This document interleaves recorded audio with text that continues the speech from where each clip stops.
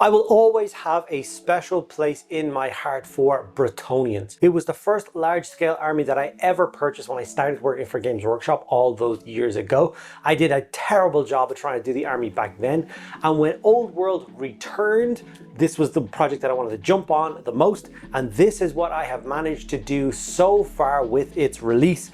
And as you can see, I've amassed quite a nice collection of Bretonnians, all beautifully painted, if I do say so myself. I've been putting in quite a lot of effort with these miniatures because I want them to be special. And as a whole, I think it looks really fantastic. Now, there is one piece of this puzzle yet to be done, and it's one that I actually started working on well over a year ago. And some of the footage of this video you will see of me cleaning up and getting this model ready for painting, but I never actually managed to get around to painting it back then. So I'm going to fix that today, get stuck in and paint up the incredible field trebuchet for the Bretonnian army, one of the most iconic pieces. It's a big piece, it's got a bunch of crew. I'm going to give it a very interesting base, and hopefully you guys are excited to see it go from metal and MDF basing to a beautiful kind of scene and vignette and design by the end.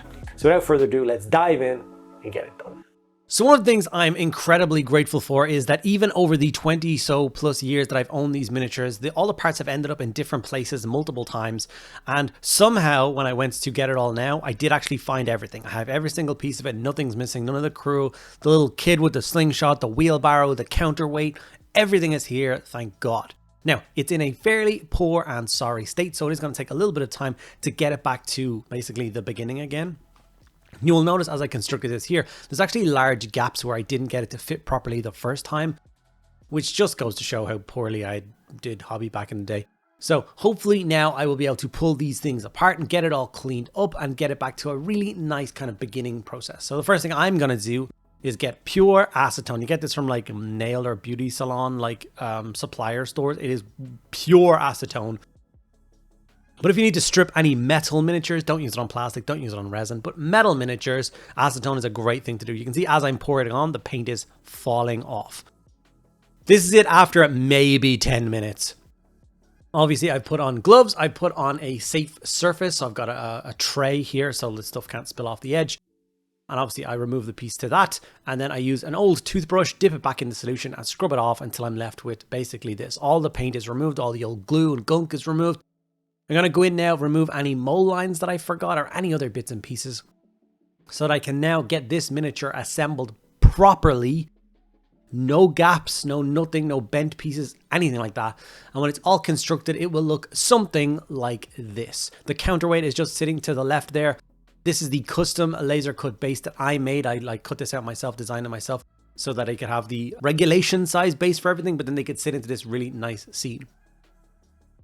I took this old piece of Lord of the Rings scenery and got it cut out and cleaned up, and I got that glued into place as well. I really wanted to add a little bit more texture, a little bit more life to such a large flat base, and I thought adding some mounds and rubble would do just the right trick.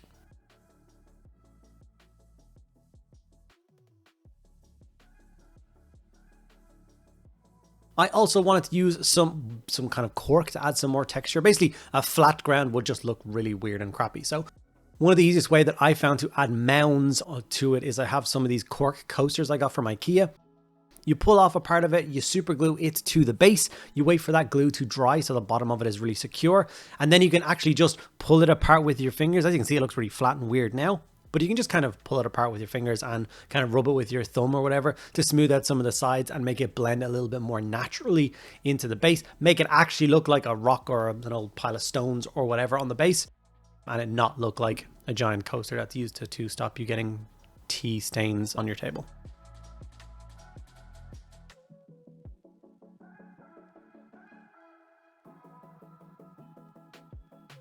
Okay, these are all the rubbles and mounds that I've added to the base, and I think it has obviously changed the topography of this. It's kind of like a vignette at this stage of the whole base, and I think it looks really cool. So I think with this done, with all of the crew on their new bases, the model was sprayed black and then sprayed with a zenithal of grey, and we begin the process of getting it painted. The first thing I did was I grabbed a bone colored speed paint, and I applied this to all of the wood across the entire trebuchet.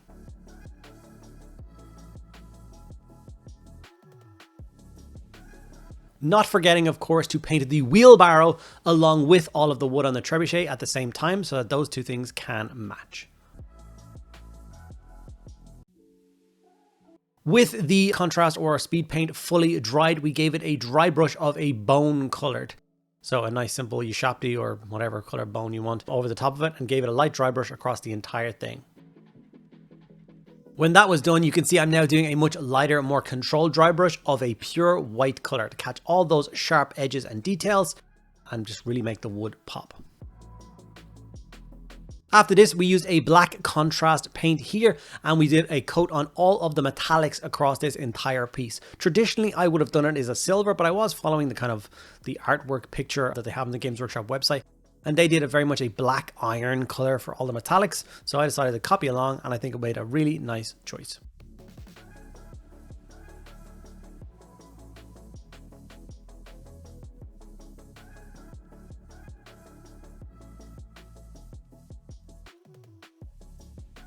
With that done, it was time to drop a base coat on all of the stonework. So we went for a dark gray contrast paint, and we painted in the rock inside of the kind of the bucket or the sling of the trebuchet. And then we also used this color across all the rock and debris on all the bases, plus the huge big counterweight that exists on the front of the trebuchet, which I've temporarily super glued to the front of a base.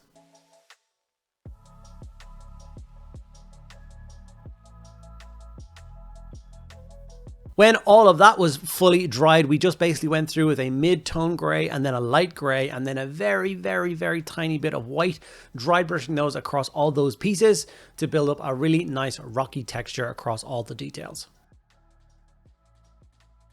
If you are enjoying this video, please do think about giving the video a like, ask me any question you want in the comments below, and please do make sure you're subscribed to their channel. These 3 things cost you absolutely nothing, but they do make a huge difference in how many people see this video and how quickly the channel grows. Thank you guys so much.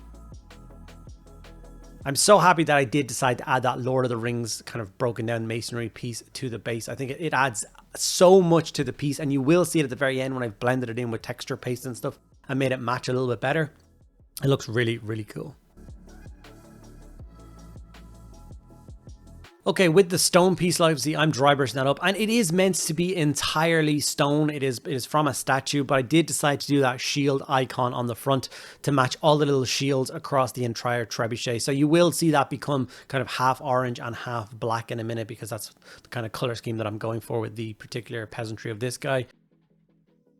I know it's not weird. You don't need to jump in the comments and be like, that's actually a piece of statue. It's not supposed to be painted at all. I think it adds an extra flare of color and it looks really cool. This is the final white layer of dry brushing I talked about. And as you can see, it made quite a huge difference to the stone. A rich, warm brown color, speed paint or contrast, whatever you want, was used for the rope, for the kind of rope and pulley system for holding back that giant trebuchet arm. And then a dark brown contrast was used for the leather strap holding the giant boulder. We're already making like significant gains on what the trebuchet looks like. I'm really happy with it so far. Okay, with all of the black pieces that we did earlier in that kind of dark iron, we're going to very quickly highlight them with a silver color. I went for like a lead belcher, kind of a dark iron color, and just gave a little kind of touch highlight on the bolts, on scratches along the edges, nothing crazy. Then we jumped up for a mid-tone brown color and quickly layered up that sling section again. I don't know what it's called. What is the big giant piece of leather or whatever that holds the rock on a trebuchet? I don't think that's something that I have ever known before. So if anyone has that information, please don't hesitate to let me know below.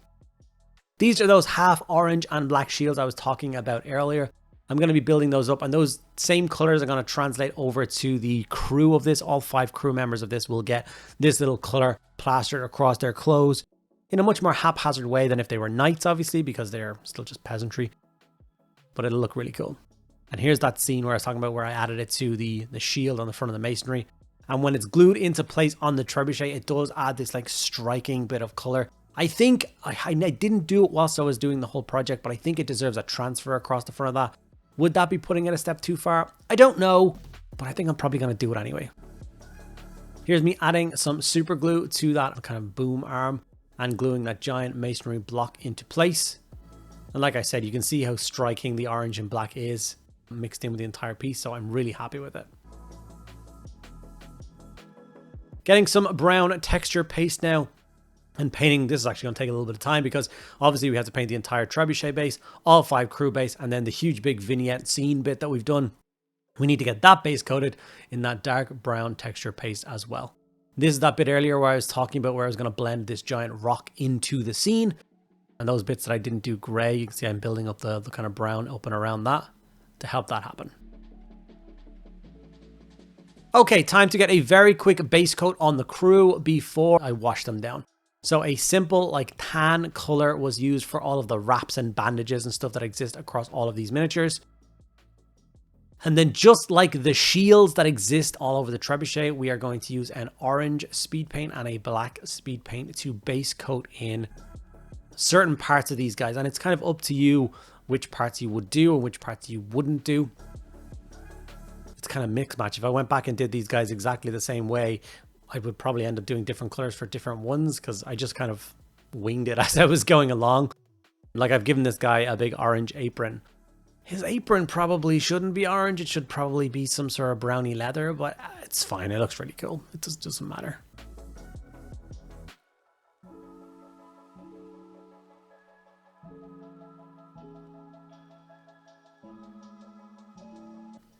Of course, we grabbed a brown paint for the kind of halves and handles of all the picks and hammers and stuff that these guys have. One guy has a huge big saw across his back. One of those big two-handed, as in 2 people saws, draped across his back, so the handles of that got done in that nice brown leather as well. If you want to do belts and pouches and stuff in brown as well, you can go for it here. I like to keep it black, just keep those same kind of tones across the miniature. Silver was then used to base coat in any of the tools themselves. So the axe head, the pick head, lots of them have like metal thongs and stuff like that. You want to block those all in with that silver as well.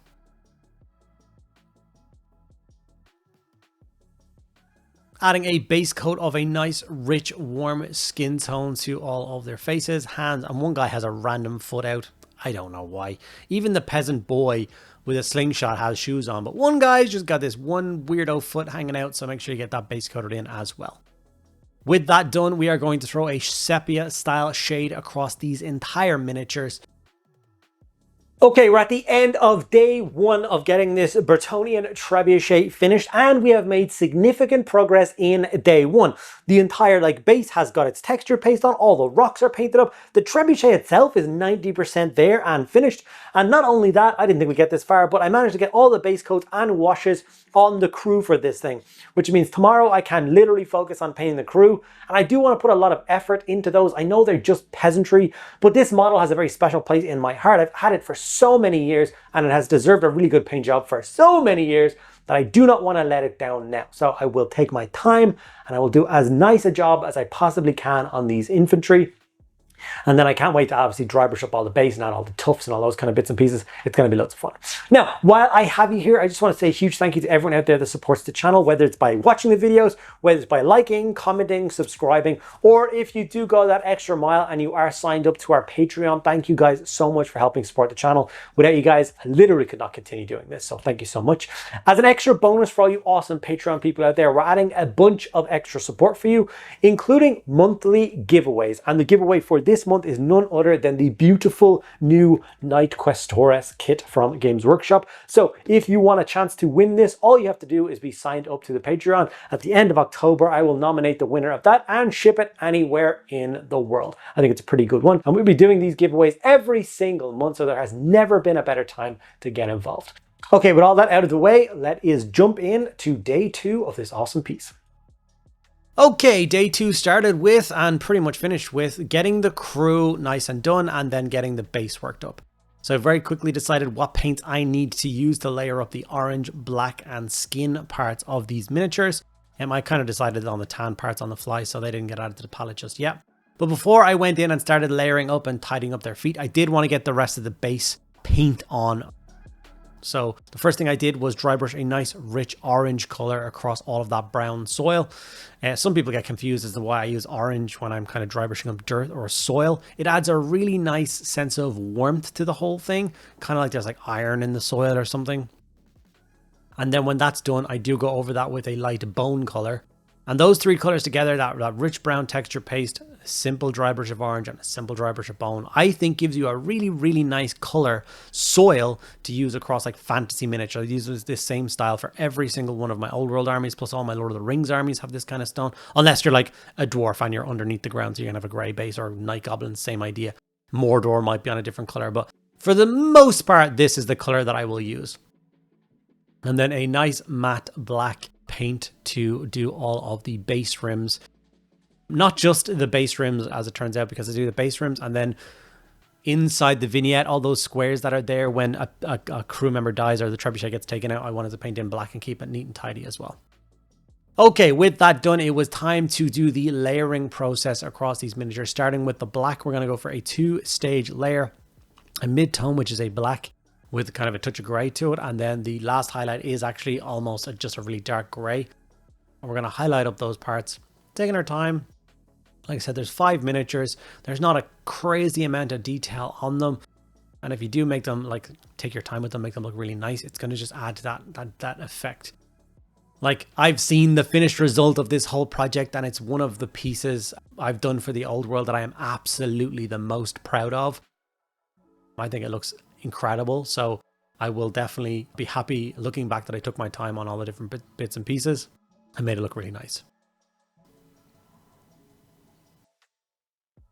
Okay, we're going to do a 3-stage highlight with the orange. We're actually using the 2 thin coats range of paints for the layering process. I thoroughly enjoy using those paints. And I just used their triad of oranges to get the tone I want across these colors. It was basically the same thing with the black, but I just left the jet black start out. I think the contrast covered that well enough.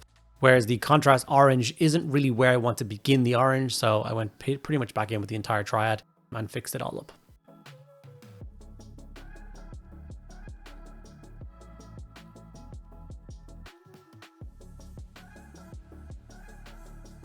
Obviously, old world content has fallen off a little bit. People don't seem to be as excited or that interested in it.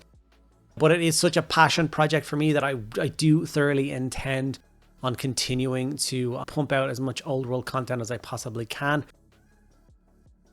Hopefully you guys enjoy watching it. And if you do enjoy watching it, thank you so much for taking the time and being here. Obviously, it makes a huge difference. And if there's any suggestions or any particular piece of old world content that you would like to see, please don't hesitate to ask in the comments below. And if it's something that I can give to you guys, then I will. You can already see how that orange color is starting to pop and look really nice and really vibrant across this piece. You can imagine that like noble knight riding in these colors and his column of like kind of retainers or something marching with him. A couple of like, you know, foot infantry, a unit of archers, and then a wagon train of guys about to set up a trebuchet would be quite a formidable little force to this guy to add to the military force. And in the end, I did end up just grabbing the mid-tone and the highlight kind of bone color from the 2 thin coats range again and highlighting up the kind of sleeves. There's only 2 guys that I've given that kind of tan color to with shirts, so it was very quick. I also used these 2 colors to highlight a little bit of hair. I didn't really go crazy with hair on these guys. I didn't go one guy as brown, one guy as gray, one guy's a ginger. No, I just kind of left them all as kind of muted blonde color. Maybe they're all from the same clan or the same family or something, so they're going to share color. Was it lazy on my part? I don't think so. I didn't want to kind of go for any ostentatious or crazy colors and detract from the really nice kind of orange and black from these guys. So I think it works. And it's actually the Green Stuff World skin tones that I'm using here. I've been doing some videos for those guys recently, and I've fallen in love with a set of their skin tones. I've been using them in a couple of videos now and really, really enjoying them. So I'm going to follow that through here. And it gives me a really nice kind of effect. Just a little bit of warmth to it, a little bit more warmth than normal base, more normal skin tones. And then of course, just grab any kind of mid-tone brown, nothing too garish, and highlight all the handles and stuff, hammers, axes, anything like that. Obviously this guy has a little Irish wolfhound kind of thing next to his leg, so we've done him in the same colors as that kind of bony shirt color that they did. So it got hit with a tan, then highlighted up with a mid-tone. I didn't go to the pure bone at the end, I just didn't want to add that to it. And then obviously he's got a nice kind of bit of cloth draped over him. We decided to go for the same colors as the orange just to help him fit in. Here is all the models put into the scene. It looks really cool, but obviously it's very brown. So what are we going to do to fix that? It is now time for flocking. Lots of nice grass tufts. I found these Vallejo grass tufts in a random art shop, so I bought a couple of them. Nice and thick, nice and full, but very small amounts inside the packet, which is a bit annoying. So I super glued, basically I put the scene together, I put all the models in the right place, and then I started to apply all of the different grass tufts and bit that I thought would kind of suit the scene. I put two different like heights and two different colors of grass tufts into the scene. And then I went for that beautiful old traditional flock color. And I basically flocked up a large portion of the base. I like using super glue to apply it. I know that's kind of weird. People like PVA glue, but I like the quickness of super glue. You get to just run a little bit of it around in a blob, throw in some grass tufts, knock it up so they stand upright. And yeah, it's just super quick.